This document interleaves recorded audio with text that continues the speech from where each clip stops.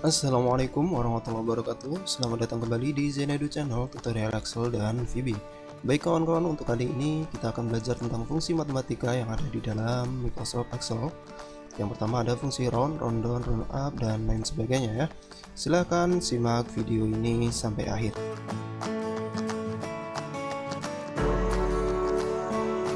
Untuk fungsi yang pertama adalah fungsi round. Fungsi round ini kita gunakan untuk membulatkan bilangan pada digit nilai tertentu ya. Contohnya seperti ini. Ketika kita memiliki sebuah bilangan dengan digit banyak seperti ini ya. Misalnya, oke. Kita ingin membulatkan bilangan tersebut misalnya menjadi 2 digit.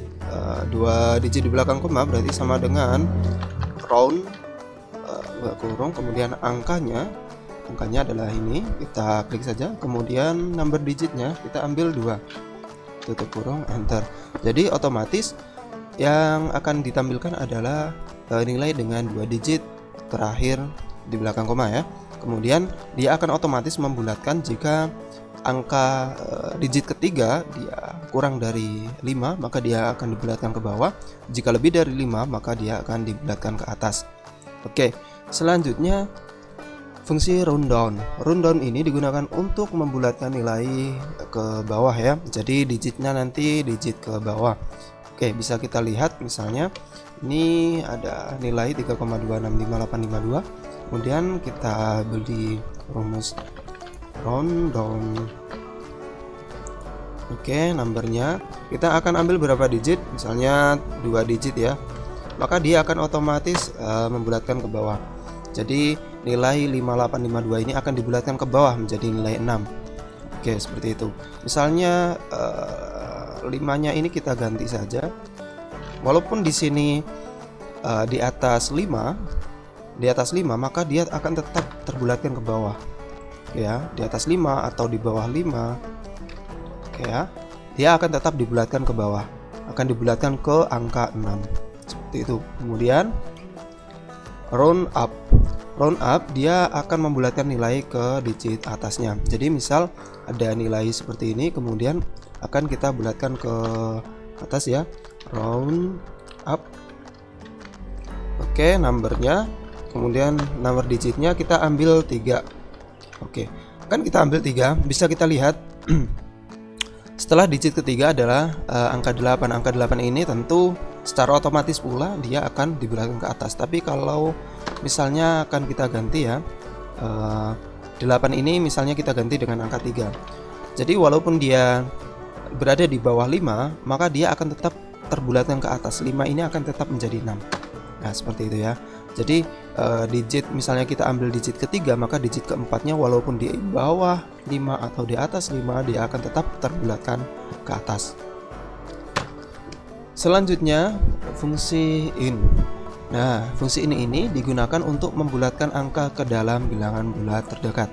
Jadi dia hanya akan terbulatkan ke bilangan bulat terdekatnya. Artinya dia akan dibulatkan ke bawah. Oke. Misalnya 4,965 ini dia akan tetap terbulatkan ke 4. Misalnya kita coba 5,63 misalnya, dia akan terbulatkan ke 5 seperti itu ya. Oke. Selanjutnya ada fungsi tran. Fungsi tran ini digunakan untuk memotong angka desimal menjadi bilangan bulat. Jadi dia akan otomatis menghilangkan angka di belakang koma. Sebenarnya ini hampir sama dengan fungsi in ini ya. Hampir sama, tapi ini lebih spesifik untuk menghilangkan desimal di belakang koma. Contoh kemudian sama dengan misalnya oke, misalnya kita bikin dulu desimal 2,3. Seperti ini.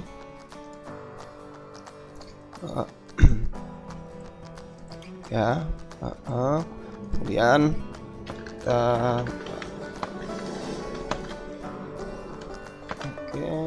numbernya, number digitnya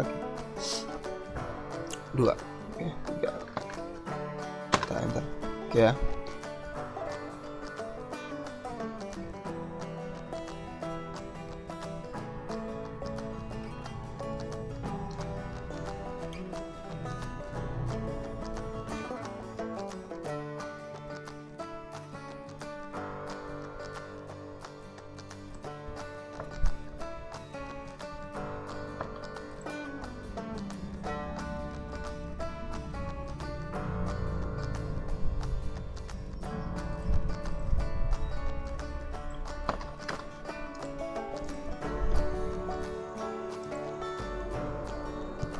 Oke, selanjutnya fungsi tran. Fungsi tran ini digunakan untuk memotong angka desimalnya. Jadi jika desimalnya dia di belakang koma ada 5, kemudian kita ingin membuat 2 desimal saja tanpa ada pembulatan, maka kita menggunakan fungsi tran. Contohnya misalnya 2,6, nah, seperti ini. Kita ingin ambil 2,69 saja, berarti kita gunakan fungsi tran, angkanya, kemudian number digitnya kita ambil 2. Nah, otomatis dia akan memotong hanya 2 digit. Dia tidak akan membulatkan digit belakangnya ke depan, tapi dia hanya akan memotong jadi 2,69 saja. Seharusnya kalau dia dibulatkan dia menjadi 2,70 ya, 2,70, karena 8 ini akan dibulatkan ke 9 menjadi 10 dan satunya dibulatkan ke depan.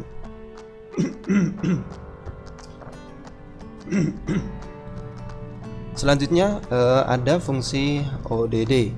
Nah, fungsi ODD digunakan untuk membulatkan angka ke bilangan bulat ganjil terdekat. Oke, langsung saja contohnya. Oke, misalnya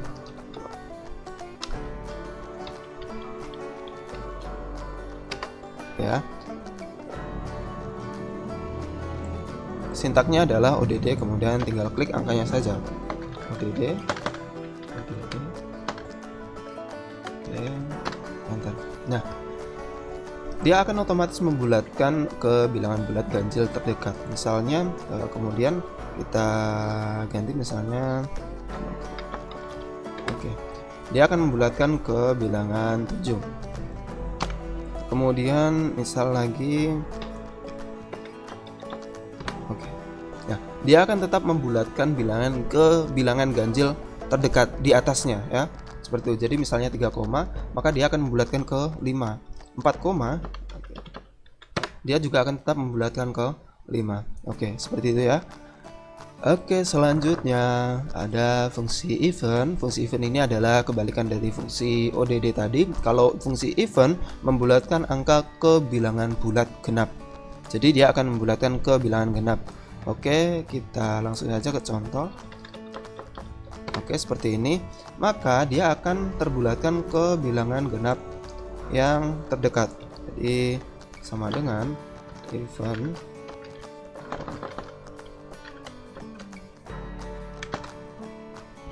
oke ya. Jadi 4.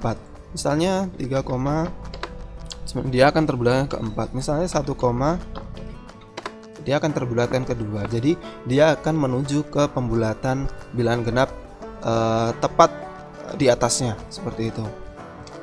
Oke, selanjutnya ada fungsi run. Fungsi run digunakan untuk menghasilkan angka random di antara angka 0 sampai 1. Jadi nanti dia akan menghasilkan bilangan acak secara desimal. Oke, contoh misalnya run, maaf. Oke, seperti ini ya. Dia akan acak. Misalnya kita drop saja ke bawah. Nah, dia akan selalu menghasilkan bilangan desimal yang acak ya, seperti ini. Oke, seperti itu kawan-kawan. Oke, selanjutnya ada fungsi range between. Kalau range between ini digunakan untuk menghasilkan angka random di antara 2 angka.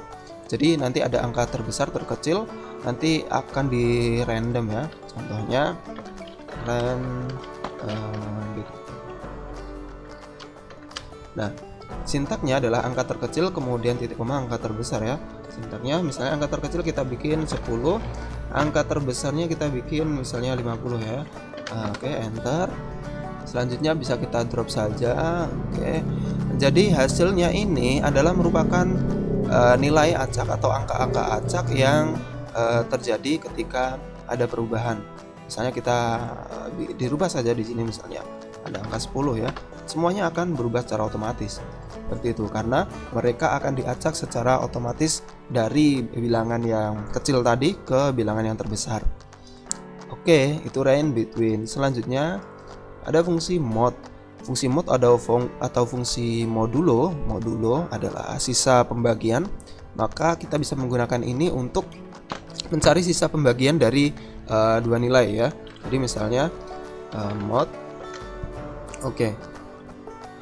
Kita ingin nilai dari nilai, misalnya nilai 6. Nilai 6 akan dibagi dengan akan dibagi dengan 5 misalnya ya. Nilai 6 akan dibagi dengan 5, maka sisanya adalah 1. Oke, contoh lagi untuk lebih mudahnya kita aja. Misalnya nilainya ini nilainya, kemudian ini adalah pembaginya misalnya ya. Nah, di sini kita akan tulis mod numbernya, kemudian divisornya, pembaginya ini ya, jadi 0. Jadi ketika 9 dibagi dengan 3, maka sisanya adalah 0. Ketika 9 dibagi dengan 4, maka sisanya adalah 1 ya. Oke, kemudian misalnya 9 dibagi dengan 5, maka sisanya 4. Jadi mod ini adalah rumus untuk mendapatkan nilai sisa hasil pembagian. Kalau di matematika ini namanya modulo. Oke. Selanjutnya ada mround. Mround digunakan untuk membulatkan bilangan pada nilai kelipatan angka tertentu ya. Oke, contohnya langsung saja. Misalnya di sini kita tulis angkanya 50. Kemudian misalnya kita ingin kelipatan 3. Oke, sama dengan mround numbernya 50. Kemudian ini kelipatannya kita enter. Jadi kelipatan 3 dari angka 50, kelipatan 3 yang terdekat dari angka 50 adalah 51. Oke, misalnya kelipatan 2, maka ya 50 karena yang terdekat dengan 50 ya 50 itu karena ada kelipatan 2-nya. Dan misalnya kelipatan 4, nah maka 52. Artinya kelipatan ini adalah angka yang memiliki kelipatan tertentu terdekat dari nilainya, seperti itu. Oke, ada lagi fungsi scaling adalah membulatkan bilangan ke atas pada nilai kelipatan angka tertentu ya. Oke, langsung saja contohnya. Ini misalnya 50 seperti tadi, kemudian kelipatan 3, kita gunakan scaling angkanya, nah kemudian kelipatannya. Nah, oke, jadi dia akan selalu mengarah pada kelipatan ke atas ya. Kalau yang tadi mround bisa jadi nanti dia akan otomatis mengarah kepada kelipatan ke bawah, tergantung yang terdekat yang mana. Kalau mround, kalau misalnya dia terdekat dengan kelipatan yang ada di atasnya, maka dia akan membulatkan ke atas. Tapi kalau terdekat ke bawahnya, maka dia akan ke bawah. Oke, ini fungsi scaling, dia akan selalu berada pada kelipatan ke atas. Oke, selanjutnya misalnya 6, maka akan ke 54. Seharusnya kalau kita menggunakan mround, kita contoh saja ya, mround, nah ini kelipatan 6. Nah, seharusnya kalau kita menggunakan mround, dia akan otomatis mengarah kepada kelipatan yang terdekat. Kelipatan terdekatnya ada pada bilangan 48 ya, ada pada bilangan 48. Tapi kalau misalnya kita menggunakan scaling, dia akan otomatis mengarah kepada bilangan yang kelipatan berada di atasnya, walaupun di atasnya itu lebih jauh daripada yang ada di bawahnya. Oke, selanjutnya fungsi floor. Kalau fungsi floor ini kebalikan dari fungsi scaling, dia mengarah kepada kelipatan yang ada di bawahnya. Oke, sama dengan floor. Oh maaf, nah kita bikin dulu nilainya 50 kelipatan 3 sama dengan, oke, dia akan mengarah kepada 48. Kalau tadi kita menggunakan scaling atau mround, oke, perbandingannya ya, ini menggunakan sama dengan, oke, kalau menggunakan scaling maka otomatis dia akan mengarah pada kelipatan yang ada di atasnya. Begitu pula dengan mround. Kalau mround dia akan secara otomatis dia akan mencari kelipatan yang terdekat.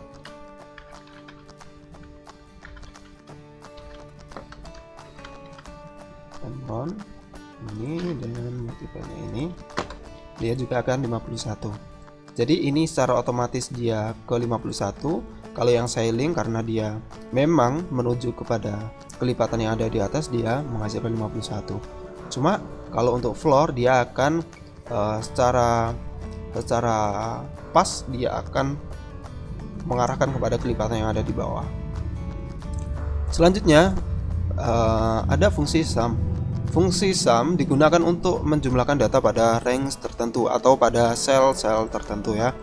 Misalnya kita ingin menjumlahkan barang atau jumlah barang yang berada pada toko A. Cara yang pertama, kita bisa menggunakan sum, kemudian kita klik satu persatu komponen dari sel yang ingin kita jumlahkan, kemudian titik koma, kemudian terus kita titik koma dan satu persatu kita klik, maka akan menghasilkan jumlah yang sesuai dengan yang kita inginkan ya. Ini dengan satu persatu. Ada lagi cara menjumlahkan sum dengan cara mengeblok saja atau dengan cara membuat range, sama dengan sum kita blok saja langsung. Nah, seperti ini kita enter. Nah, dia akan tetap menghasilkan bilangan yang sama. Seperti itu ya. Nah, ini untuk sum. Bisa juga kita sum dengan cara membuat rank untuk 2 atau 3 rank sekaligus, misalnya sama dengan sum yang pertama ini, kemudian kita bikin titik koma, kita ingin menjumlahkan yang C, jadi yang A sama yang C ya. Oke, kita enter, maka akan menghasilkan ini adalah hasil penjumlahan dari jumlah barang yang berada pada toko A sama jumlah barang yang berada pada toko C. Ini kita jumlahkan secara manual menggunakan sum. Oke, selanjutnya ada fungsi SUMIF. Nah, kalau fungsi SUMIF ini digunakan untuk menjumlahkan data sesuai kriteria tertentu. Misalnya, kita ingin menjumlahkan data sesuai dengan kriteria yang pertama, misalnya kriterianya, kemudian jumlahnya ya. Misalnya kriteria yang pertama kita ingin menjumlahkan dengan kriteria toko A ya. Kita ingin mencari jumlah dari jumlah barang dari toko A itu ada berapa sih? Sama dengan SUMIF. Nah, rank ini yang pertama adalah rank yang memiliki kriteria tersebut ya, memiliki kriteria toko A, yakni range ini. Ya, kita blok saja. Kemudian kriteria kita ingin mengambil kriteria toko A, kita blok saja yang ini. Bisa juga kita tulis manual. Kemudian sum rank ini adalah rank mana yang ingin kita jumlahkan. Ini ya yang kita ingin jumlahkan, kita enter saja, maka akan mendapatkan nilai 120. Sama seperti ketika kita menjumlahkan secara manual tadi ya hasilnya. Oke, misalnya kita ganti kriterianya adalah toko B. Oke, toko B, maka hasilnya adalah 140. Jadi hasil 140 ini adalah hasil dari ini ya, nih toko B. Kemudian misalnya kita ganti toko C. Oke, hasilnya 222. Kita ingin membuat kriteria yang lain, misalnya kriteria lokasi dengan jumlahnya berapa sih? Misalnya Surabaya. Jadi kita cukup bikin SUMIF, kemudian rank yang memiliki kriteria tersebut adalah range yang ini ya. Kita blok saja. Kemudian kriterianya adalah yang ini, sel ini, kemudian sum ranknya nih, sum rank. Enter, sudah mendapatkan 109. Jadi 109 ini adalah hasil dari penjumlahan dengan kriteria lokasi Surabaya. Lokasi Surabaya ini kita kasih tanda dulu, Surabaya lagi, kemudian ini Surabaya, ini juga, oke, ini juga Surabaya. Oke, kalau kita jumlahkan secara manual, coba kita pakai sum ya. Kita sum, klik, oke, enter. Nah, hasilnya 109, tepat ya. Oke, tepat sekali. Selanjutnya, jika kita ingin mencari jumlah dari kriteria barang, bisa juga.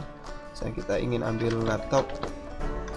Nah, di sini kita masukkan SUMIF, kemudian range-nya, karena ini adalah nama barang berarti kita ambil di sini. Kemudian kriterianya adalah ini laptop, kemudian kemudian sum rank-nya ini, enter. Nah, dapatlah 105. Jadi jumlah barang dari kategori laptop ada 105. Oke, begitu itu penggunaan SUMIF. Selanjutnya yang terakhir ada SUMIF. SUMIF tapi ada S-nya. Ini menunjukkan bahwa kriterianya ada banyak ya. Jadi ada beberapa kriteria yang ingin kita cari.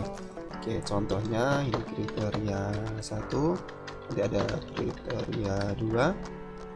Oke, kemudian jumlah ya.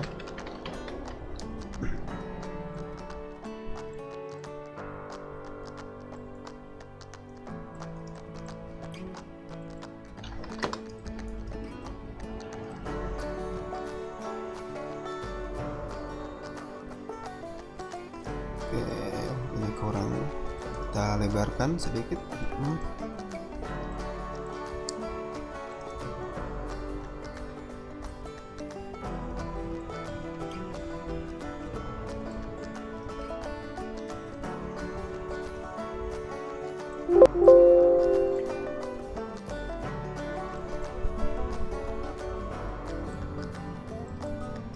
Oke, misalnya ada dua kriteria, nanti kita ingin lihat jumlahnya ya.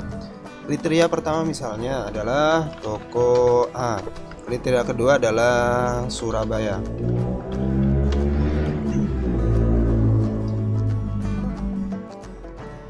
Oke, kita menggunakan fungsi SUMIF.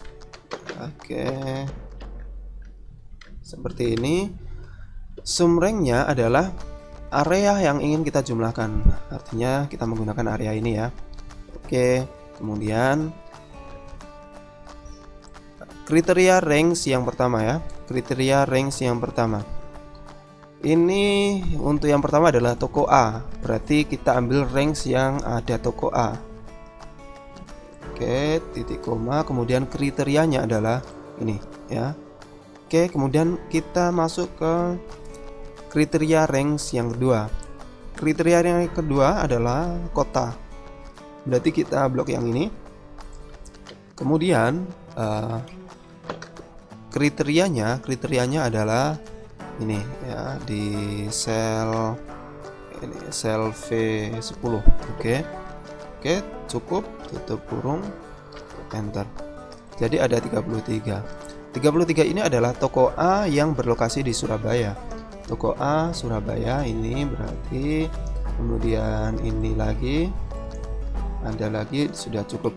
Jadi 15 ditambah 18 ini 33, tepat sekali. Misalnya kita ingin toko B. Toko B yang berlokasi di Surabaya ada berapa? 49. Toko B Surabaya ini sama ini ya, 30 sama 19. Ada 39. Kemudian misalnya toko C. Toko C yang di Surabaya ada 27. Toko C di Surabaya kita cari ini. Kemudian Surabaya lagi ini ya. Oke. Jadi 10 dan 17, 27, tepat sekali. Kalau toko C yang berada di Bekasi, kita lihat ada 48. Kita lihat toko C untuk Bekasi 12 dengan 36, tepat 8. Oke, tepat sekali. Nah, seperti itu kawan-kawan. Kemudian misalnya kita bikin kriteria yang lain. Saya kriteria lokasi dan nama barang ya. Lokasinya, oke, nama barangnya adalah laptop. Nah, di sini kita gunakan SUMIF. Oke, sum rank-nya kita jumlahkan rank ini, kemudian titik koma. Kriteria rank yang pertama adalah nama lokasi ya. Kita blok. Kemudian titik koma, kemudian kita klik kriterianya, kita masuk ke kriteria rank yang kedua adalah nama barang. Nah, kita titik koma, kemudian kriteria yang kedua adalah ini.